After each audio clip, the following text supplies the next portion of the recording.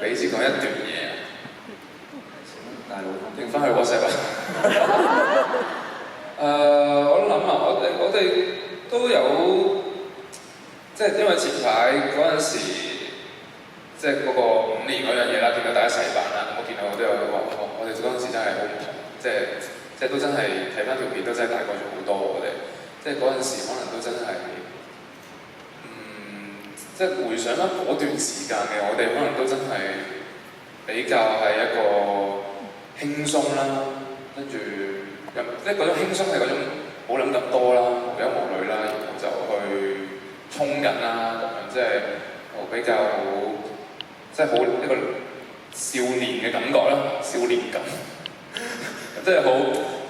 係啦，抽衝緊嘅感覺好簡單啲嘅咁，但係的確。去到即係經歷咗好多嘢，咁但係我覺得正常嘅，因為人越大，咁當然會經歷唔同嘢，當然會有唔同嘅體會、唔同嘅經歷，咁但係都係好開心咯，真係都仲係喺，即係我哋都仲係好朋友，仲係喺度見證住大家成長。咁我想講啊，想講嘅就可能即係未來大家都唔知係咩情況，唔知發生咩事，唔知大家之後會點，或者瞬息萬變啊，真係唔知道發生咩事。咁但係都係希望，我哋都可以繼續陪伴大家成長啦，繼續，即係無論係咩方面都好啦，即係無論事業定咩都好，生活乜都好，都希望大家越嚟越好，希望我哋可以繼續陪伴住大家，就係咁。我覺得我哋好似大個仔咗好多啦，我哋好似係咯，經歷咗好多嘢啦。跟住想你繼續係咯，做自己想做嘅嘢咯，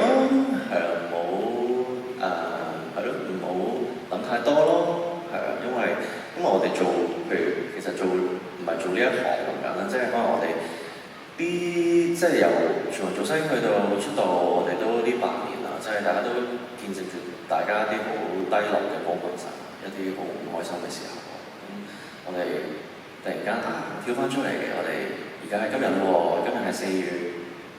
5號，今日4月5號啦。跟住再諗翻之前一啲好低落嘅日子，其實都唔難捱啦，即係都捱過咗，即係一個其實所有嘢都可以過去嘅，所有嘢都可以可以克服到嘅，咁所以就係咯，加油，一齊努力啦！大家一齊努力！好，喺呢個時